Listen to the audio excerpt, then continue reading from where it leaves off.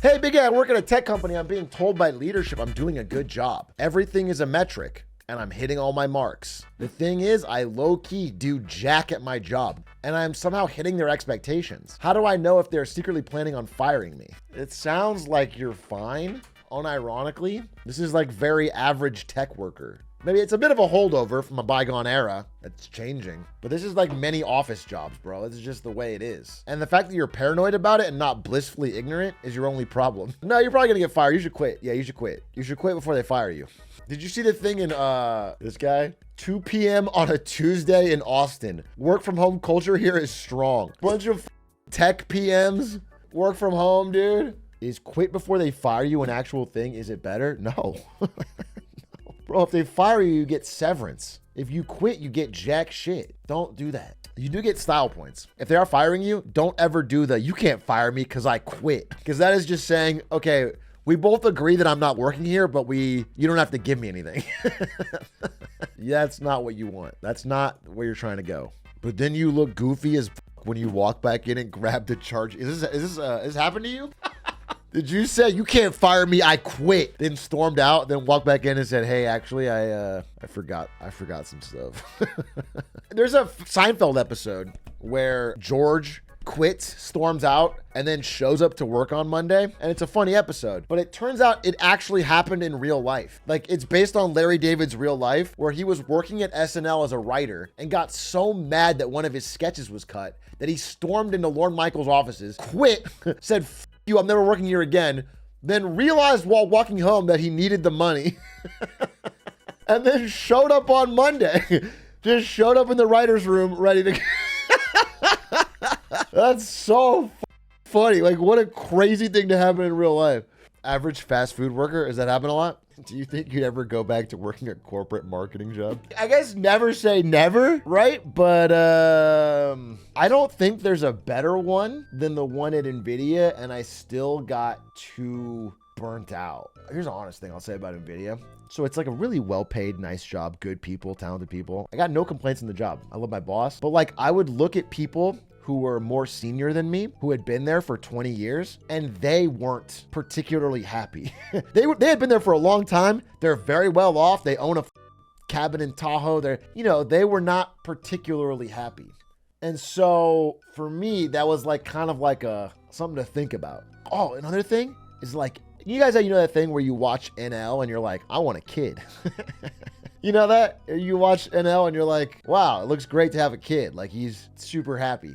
It's like the top comment on every Reddit clip. When I was at Nvidia, I would talk to someone like people, like let's say someone 44 at Nvidia with kids. They would always be like, never have a kid.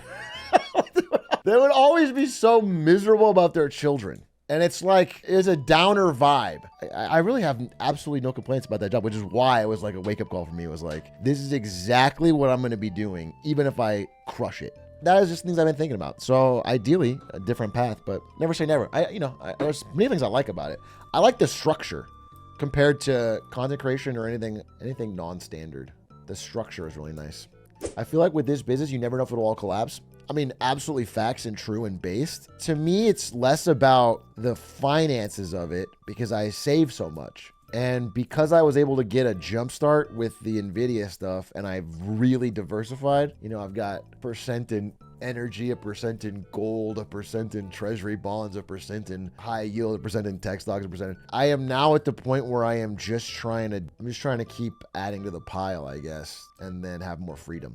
Do you have any major regrets in relation to your career? Not really. No, I don't think so. If anything, I got lucky twice. My greatest choice that I ever made, honestly, on God, was after I knew I was going to leave Twitch. I was like, I'm too depressed here.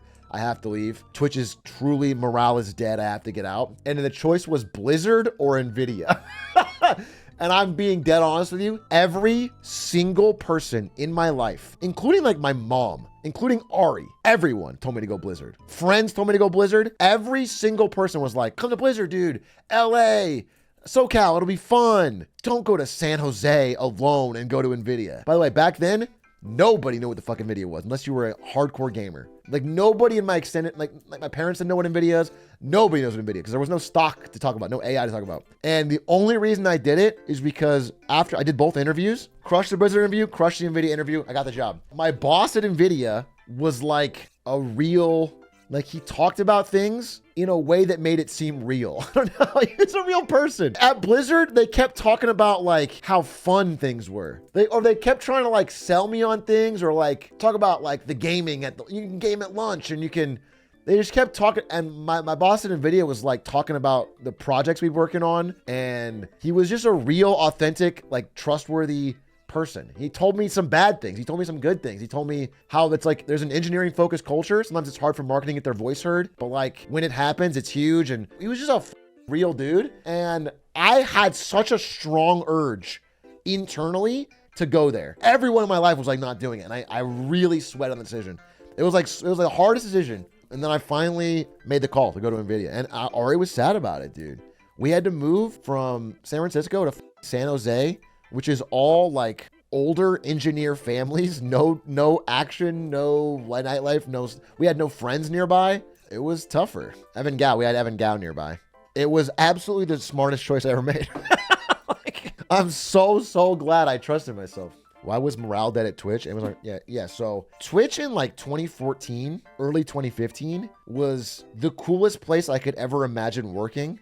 It was truly a dream job. I was 21. It was free snacks, free drinks, PCs at work. Everyone's a gamer. Everyone's a legend in a different scene.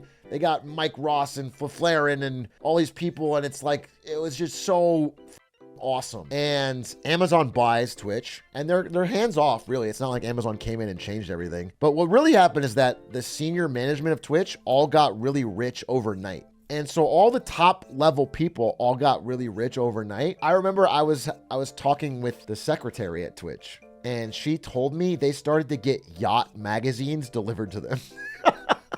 Like, they went from like regular Silicon Valley nerds to like they started to get like these, just like these, their whole lifestyle changed, So they started to check the out. And specifically for me, I was way more of a Sigma grind set mode, where I was like, I want to get really good at marketing.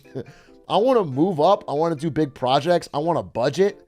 I want to do stuff. I was like really trying to like, I wasn't happy to like sit around and just chill. I didn't care about work-life balance. I wanted to just grind. And the chief marketing officer, the CMO of Twitch, he checked the out on a level that was so unbelievable. He literally bought this massive RV, bought a cabin in Tahoe, and stopped showing up to work.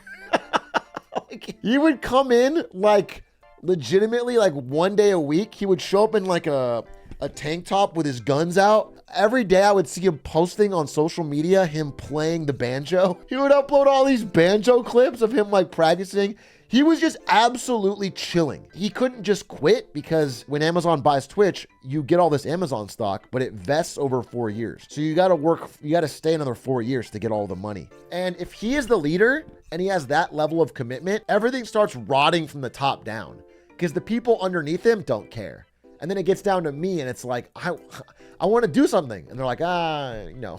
Don't worry about it. Everyone just chill. So you get this vibe of everyone being kind of checked out, and everyone that didn't make life-changing money off of the acquisition is like, hey, I want to like improve my career or move up or do something. And there was just nobody cared. It was just a real vibe killer. And so after a few years, also my job specifically involved a lot of travel. So when I'm 21 or whatever, and I'm traveling, I'm working all week and then traveling on the weekend, it's like, this is the coolest job ever. I'm traveling to DreamHack. I'm traveling to PAX West, PAX East, PAX South, DreamHack Chicago, DreamHack Austin. I'm going to Europe. It was all sick. It was like, this is awesome. And then after you do that for, 2.5, 3 years, you start to get a little tired of it, because you're like, all I'm really seeing in these locations is the hotel and the convention center. When I'm there, I'm working. When I get home, I have this massive pile of laundry in a dirty apartment because I have no time to, do you know what I'm saying? Everything just, the shine started to wear off, and everyone was just demotivated. It was just a whole vibe killer. So you started to see people leaving. Oh, also, when you're young and hungry, right? And you're like trying to get a promotion or move up, they would tell people at Twitch, if you were anyone who had been at Twitch before the acquisition, they told everyone in that cohort, we're not going to give you a raise this year because the value of your Amazon stock that you're going to get keeps going up. It's like, hey, Amazon keeps getting more valuable. Consider that your raise. That's not how it works. That has nothing to do with that. That is a one-time thing from the past, and also not guaranteed. So yeah, it was kind of a vibes. And I remember I was just riding the bus to work one day, and I was like, why am I not happy?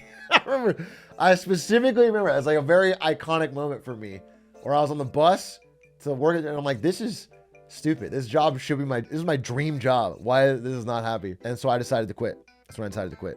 Nvidia stock aside, was it better at Nvidia? Nvidia is a different company. Nvidia as a company was like very grown up, very adult, very serious. Twitch as a company was like more drama, more interpersonal relationships, a young company for a lot of it when I was there, more gamers. I liked Nvidia more because it was one of the coolest things in a job, I think, is to speak authoritatively about something and have people respect your opinion, listen to you, and people you respect your opinion, and then you guys work together collaboratively on a project. It's like very cool. And there was no drama. Everyone there was like a stable person with a stable life, and they were all good at their job, and they all just worked hard. I mean, Nvidia was really cool in that respect. I really have no complaints there. It's just like, I don't think that's for me.